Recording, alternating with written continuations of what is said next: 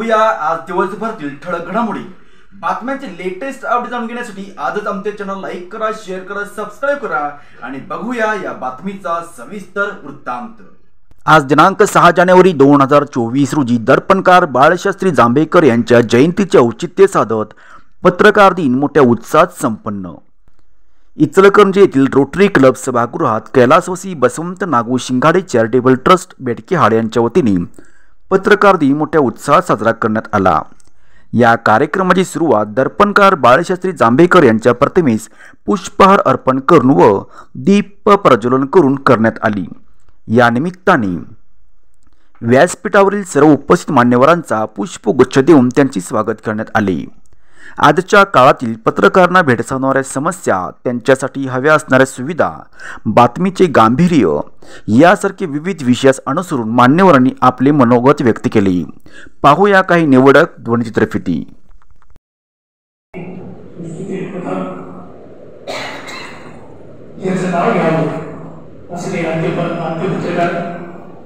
बाळशास्त्री जांभेकर यांना विनम्र अभिवादन करतो।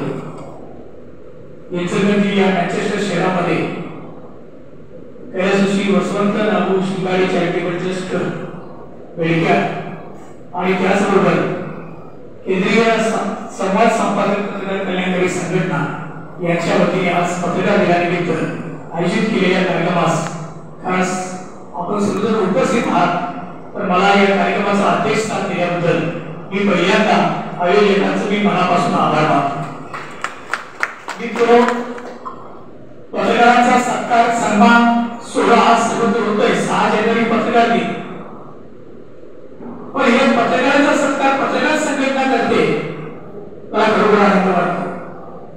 कारण आता बदलत्या सर्व प्रवाहामध्ये आणि सगळी विचारपीठावरती दिग्गज मंडळी यामध्ये विक्रम शिंगाडे साहेब जे शिंगाडे चॅरिटेबल ट्रस्टचे काम करतात पण मीडियामध्ये काम करतात, त्याचबरोबर उद्योजक सुदर्शन भुले साहेब, माय मराठीचे संपादक आदरणीय विनायक कडोले साहेब, न्याय निवाडा संघटनेचे आदरणीय दत्ता मांडलेकर साहेब, अजित लटके, गंगाधर सातपुते 30 वर्षे पत्रकारिता केली, 10 वर्ष दैनिक सकाळमध्ये काम केलं, 20 वर्ष दैनिक कुंडलीमध्ये काम करतोय।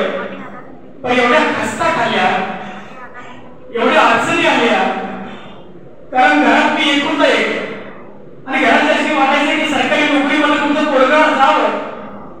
शिक्षण माझं ग्रॅज्युएशन पूर्ण होत होतं, एमए ला ऍडमिशन टाकलं, एमए फर्स्ट इयर झालं आणि सेकंड इयरची परीक्षा येणार, एक्झाम येणार, एवढ्याच पेपरला एक जाहिरात आली की शिरोळला बातमीदार हवाय।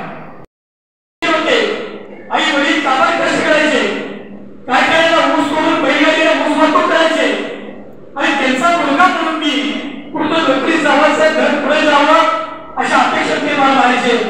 तर मी सांगितलं की मला वडिलांचाच रक्ताचा गुण असावा, आणि वडील सुद्धा एक सामाजिक कार्यकर्ते होते, गावाचे सरपंच होते। पत्रकार म्हणजे फक्त हलक्या फुलक्या बातम्या, सत्ता समारंभ एवढ्या मर्यादित न राहता रामचंद्र टेकले साहेब पोटखिडकीला सांगत होते, सायकलीचा प्रवास करून या इचलकरंजी शहरामध्ये टेकले साहेबांनी काय काम केले मी स्वतः त्याचा साक्षीदार आहे। मित्रांनो, मी बऱ्याच ठिकाणी बघतोय काही आता प्रिंट आणि इलेक्ट्रॉनिक मीडियामध्ये लोकांच्या स्पर्धा सुरू झाली। बातमीमधली दुरुस्ती तुमच्या करता येत नाही, कारण मीडियामधली बातमी एखादी शूटिंग केलं आणि मुलाखत घेतली, त्यामध्ये तुम्ही स्पोर्ट टाकली की लगेच ती फ्लॅश होते आणि ती बातमी फ्लॅश झाल्यानंतर काही बदल असतील, काही चुका असतील, दुरुस्त करायची संधी मिळत नाही। प्रिंट मीडियामध्ये सुद्धा असं आहे, याच्यामध्ये सुद्धा विश्वासार्हता आज टिकून काय तर ते खात्री केलं जातं, दोन्ही बाजू बघितलं जातात। बातमी मागील बातमी बघा। एक उदाहरण सांगतो मी, या उपस्थित कार्यक्रमाचे अध्यक्ष डॉक्टर ठाकूर साहेब शिरोळ, त्याचप्रमाणे विनायक कडोले, श्री विक्रम शिंगाडे, दत्तात्रय मांजरे साहेब,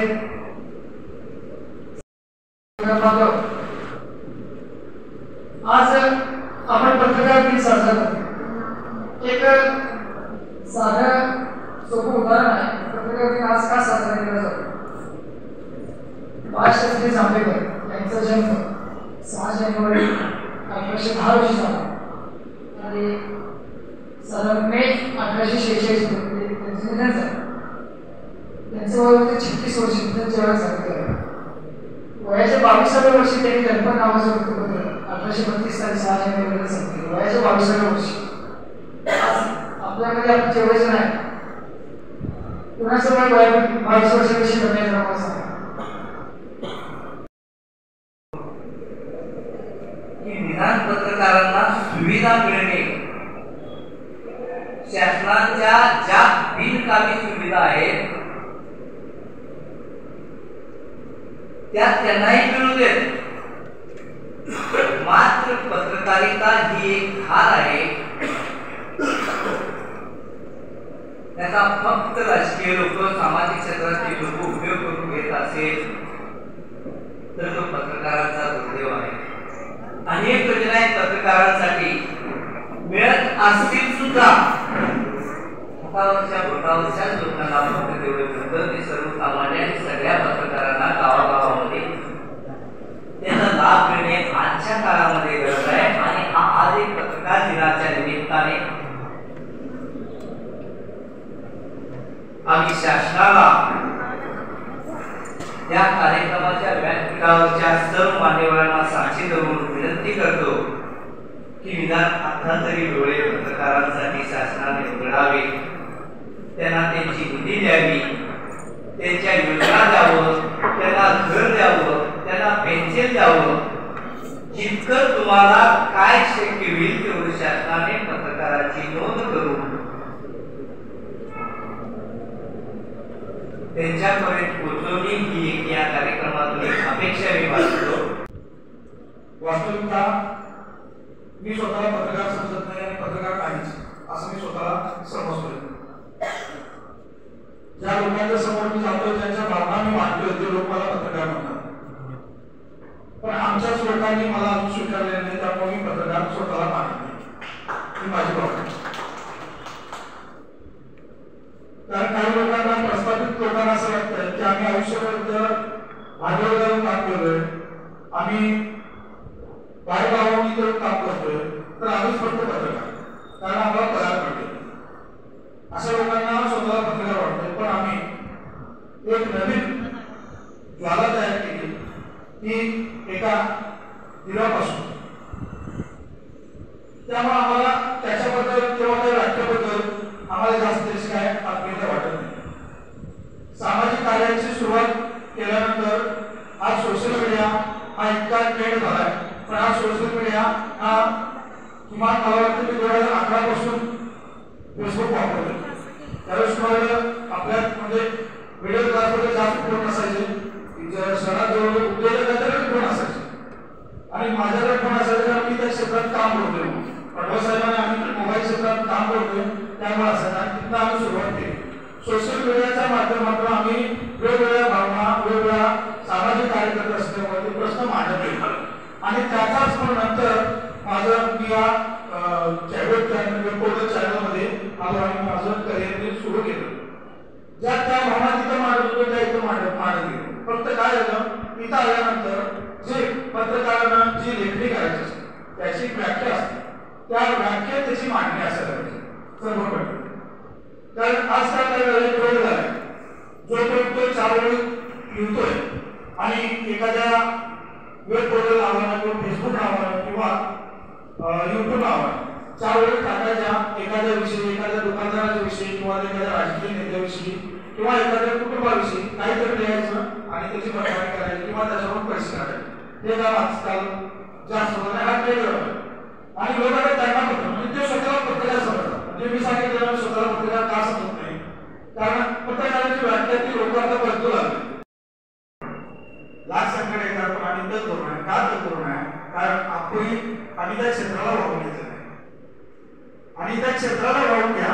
त्या क्षेत्रात काम करत असताना त्या क्षेत्राची लेखणी काय असायला पाहिजे, त्याची मांडणी काय असायला पाहिजे आणि आपल्यामुळे कुणाची भावना दुखू काय कुणाच्या भावना दुखू नका एवढंच मी त्या बाबतीत सांगतो आणि मला बोलायची संधी दिली त्याबद्दल मी सर्वजणांना आभार मानतो. धन्यवाद.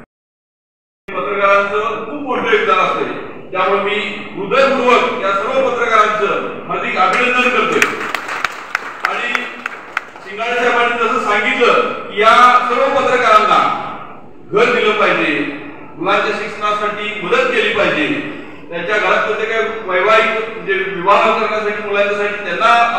बांधकाम कामगारांना ज्या काही सुविधा आपण दिलेल्या आहेत त्या पद्धतीनेच राष्ट्रीय अन्याय निवारण महासंघाच्या वतीने मी शासनाकडे मागणी करतोय की या पत्रकार बांधवांना महामंडळ हे स्थापन झालंच पाहिजे आणि त्यांना ही सुविधा दिल्याच पाहिजे.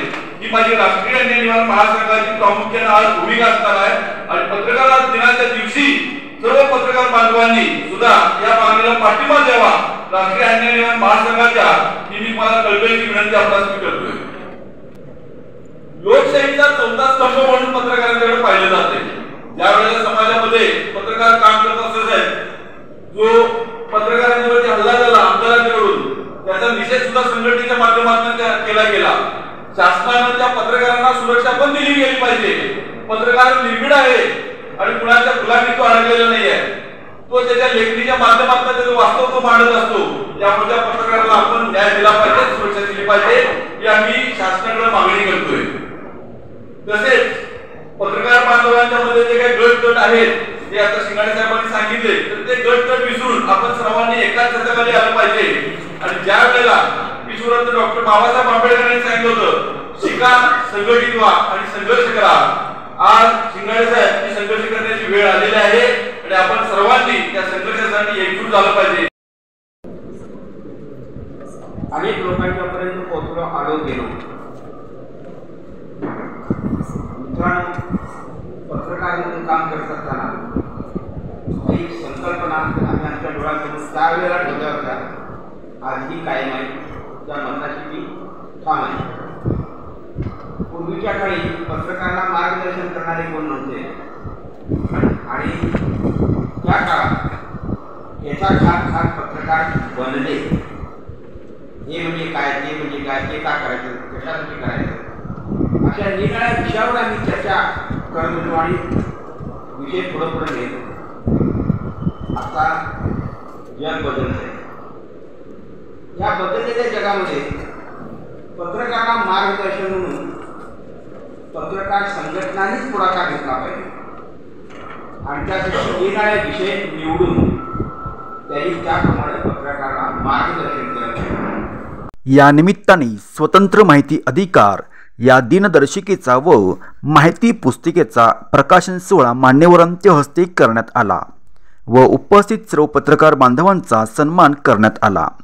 यावेळी कार्यक्रमाच्या अध्यक्षस्थानी डॉक्टर दगडू माने, श्रमिक पत्रकार संघाचे अजित लटके, दैनिक केसरीचे अभिजित पटवा, उद्योजक सुदर्शन खुले, माय महाराष्ट्राचे संपादक विनायक कलडोनी, शिंगाडे चॅरिटेबल ट्रस्टचे डॉक्टर विक्रम शिंगाडे यांचेसह पापाडल संधी, गंगाधर सातपुते, रामचंद्र ठिकणे, त्याचबरोबर सलीम संजापुरे, संदीप पाटील, सचिन बेलेकर, रणधीर नवनाळे, सखाराम जाधव, दत्ता मांजरेकर आदी पत्रकार बांधव मोठ्या संख्येने उपस्थित होते.